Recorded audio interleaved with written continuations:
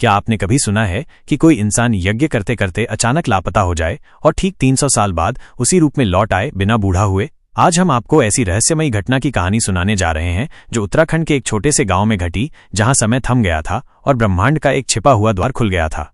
तलाश उस ब्राह्मण की जो 300 साल बाद लौटा।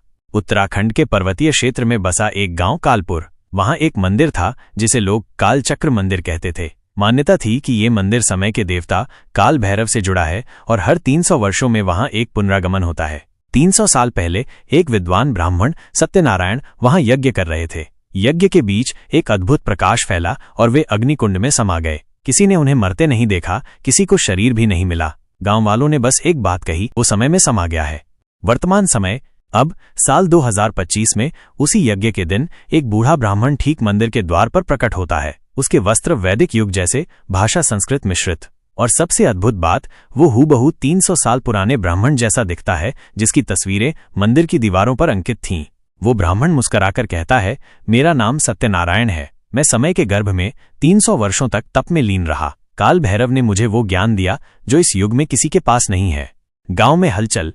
पंडित, पुरोहित, वैज्ञानिक सभी उस ब्राह्मण से मिलने आते हैं। वो बिना किसी साधन के भविष्यवाणियां करता है। गांव में अगले दिन बिजली गिरेगी और गिरती है। एक युवक का लापता पिता लौटेगा और वो लौटता है। ब्राह्मण बताता है कि उसे काल मंडल में भेजा गया था, एक ऐसी जगह जहां समय स्थिर है और वहां से जो लौटता है वो समय की रेखा को समझ सकता है। चरमोत्कर्ष, रहस्य और अंत। आखिरी दिन ब्राह्मण कहता है, अब मेरा चक्र पूर्ण हुआ। अगली बार मैं 300 साल बाद फिर लौटूंगा, जब मानव अपनी आत्मा को फिर से भूल जाएगा। वो अग्निकुंड में प्रवेश करता है और एक दिव्य प्रकाश के साथ अंतर्ध्यान हो जाता है। अग्नि ठंडी रह जाती है और वहां सिर्फ उसकी लकड़ी की जपमाला बची रहती है।